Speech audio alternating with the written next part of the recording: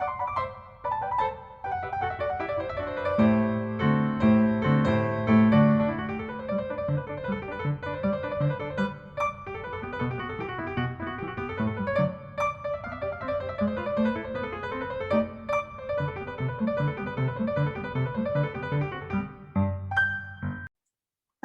I'm Elaine Smith, the Artistic Director of the Clamour Theatre Company.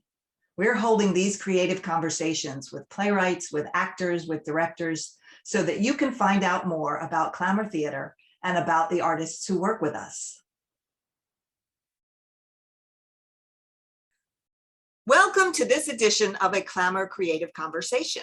Today, we are talking with Dave Osmundsen, a playwright selected for our 4th Annual Playwrights Retreat, whose play, The Gift of BS, is going to be read on February the 25th on Zoom as part of our Clay and Water 2022. Welcome, Dave. Thank you so much for joining us. Hi, Elaine. Thank you so much for having me. I'm really excited about this. Great. So it's great to have you here. Why don't you tell our viewers just a little bit about yourself? It can be your bio, your background, anything that you think we would like to know or you want us to know or we should know. Great. Yeah. So again, my name is Dave Osmundsen. My pronouns are he, him, his. I am a playwright and dramaturg originally from Northern New Jersey. I spent the first 22 years of my life in that area of the world. I grew up about 45 minutes outside New York City. So going to the theater was kind of always a thing for me growing up, although it wasn't something that I really got into until I saw Phantom of the Opera when I was 9. Another thing about me is I was diagnosed with Asperger's syndrome when I was 3. Now, you can't be diagnosed with Asperger's syndrome anymore. Instead, you would get an autism spectrum disorder diagnosis. I think the DSM-5, I think it was, that kind of combined all of the autism diagnoses together under the umbrella of autism spectrum disorder, which has received somewhat of a mixed response. Basically, I just had to pick if I want a syndrome or a disorder. Take my pick. So, one factor of being autistic is that I would like hyperfixate or develop really strong interests in very esoteric stuff. Like theater was one growing up, specifically Broadway and Broadway musicals. Victorian literature was also something else that I was really into when I was like 12, 13, my early angsty teen years. And then I studied theater at Montclair State University, originally intending to be an actor, but realizing that I didn't quite have the passion that I think is really required to enter that field. So I also studied creative writing, thinking that I would write short stories and novels. And then I wrote my first play when I was a sophomore, I think it was. And then I did a stage reading of it when I was a junior, and it was not good. I'll leave it at that, but it taught me a lot about how to fail as an artist. And I learned so much just about new play development in general from that experience. So from then on, I worked a day job at a grocery store, much like a character in The Gift of BS does. I then eventually got into grad school, so I decided it would be a great idea to travel across the country to get my MFA in dramatic writing from Arizona State University. So that was fun. And then it was during grad school where I kind of had this realization that there are so many stories about autistic people that are not told by autistic people. And I was like, there's an opportunity here for me to kind of talk about this through my playwriting. And also as a queer person, I didn't see anything about queer neurodivergent individuals. So a lot of my work explores the ways that people live at those two intersections of neurodiversity and queerness. So that is where I am coming from. Okay, good. Thank you. So let's talk a little bit about the gift of BS without giving away too many spoilers, if we can. Sure thing.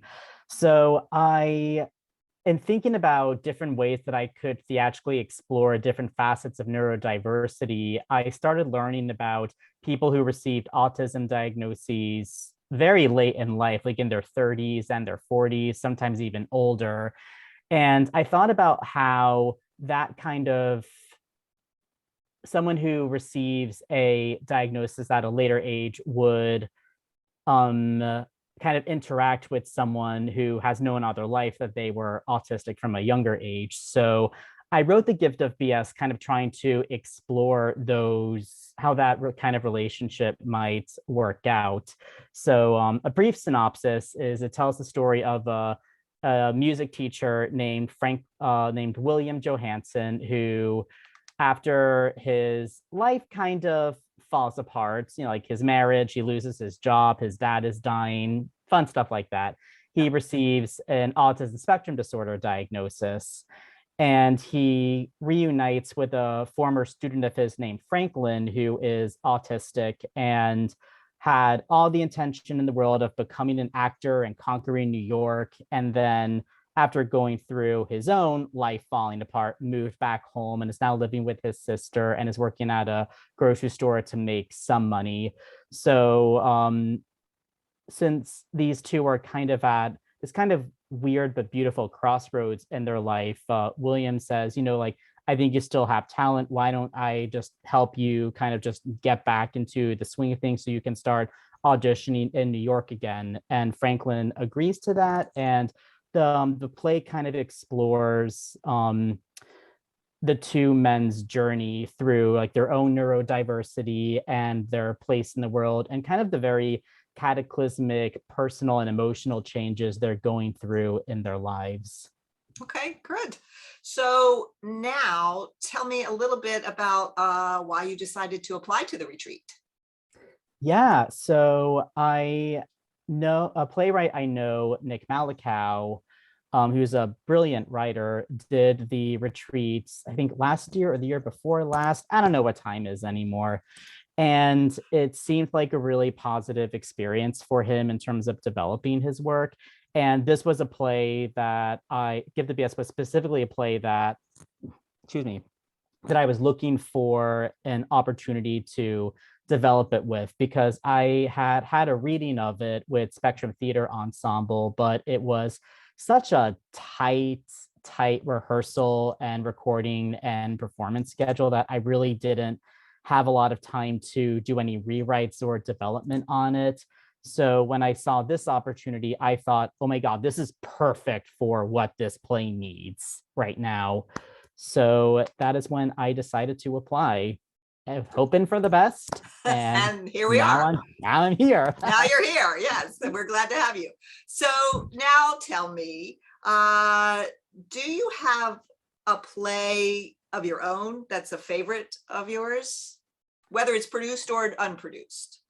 Yeah. Oh, I do. So I feel like people who know my work well will expect me to say Light Switch, the play that you can see behind me, which is receiving its world premiere in April in Providence, Rhode Island with Spectrum Theater Ensemble. Great. Hashtag shameless plug. But as much as Light Switch has done for me, my favorite play that I've written is a 30-minute one-act I wrote called The Day I Turned Into a Bird, I wrote this play when I was in graduate school, and I was studying under Pam Sterling, who has written a lot of really popular theater for youth plays. And one of our assignments was to do an adaptation. And when I'm thinking about what I wanted to adapt, I came back to this short story by Amy Bender called The Rememberer, which tells of a woman whose lover is going through reverse evolution, and he goes from like a man to an ape to a salamander in the end. And I thought, in adapting this, what if this was from the perspective of a child whose father was going through this? And what if she had gone through her own transformation for a second? She turns into a bird for like a hot second and then falls on the ground, as you do when you turn into a bird. And it just turned into this really, when I wrote it, I was just like, I don't know what this is or why this is even. But I think it just became this really, what I think is a play about loss and longing and wanting so much more than the world is willing to give you, and figuring out how you turn into the person or the thing that you want to be, basically becoming what you want to be in the world. Mhm. Good. Okay, sounds interesting. Is that one on New Play Exchange? It is indeed. Okay, And good. it hasn't been produced yet because it's, actually no, it was actually done as a film by a group of high schoolers in Texas, Okay. which is really fun. But yeah, it's all since it's an adaptation, I had to like kind of work with the people who own the rights to the original short story and such. So Sure. that's partly why it hasn't been produced yet. Yeah, it's complicated when that happens. Yeah. Okay, so now tell me, one of my favorite questions is, tell me 3 plays by another playwright, whether you've seen them or read them, that you like and why you like them. Oh, I love this question. I've actually been preparing so hard for this question. So I'm gonna do my own little twist on this and name 3 plays by neurodivergent playwrights that I think y'all should read. 2 of which I know are on New Play Exchange. One I don't think is, but I hope more people get to see it eventually. So the first play is Randy's Dandy Coaster Castle by Alex Perez, which is a play about a group of workers at this really rinky-dink theme park, kind of like what Action Park in New Jersey was before like it changed to whatever the heck it is now. I don't know what it is. And it just brought me back to the days where I worked jobs like that. Like I worked in fast food for a summer, and just the way that the playwright kind of depicted the relationships and dynamics between the workers, both platonic and romantic, and power and identity. And I just think he does such a beautiful job depicting those intersections. Another play that I recommend is End of the Line by Sharia Reed, which is it's just this lovely one-act play about 2 people, one of whom is neurodivergent, who are kind of like, they're both kind of just at a crossroads in their life, and they're both dealing with grief and loss and what we owe to each other. And it's just such a beautiful, beautiful play that I hope more people read.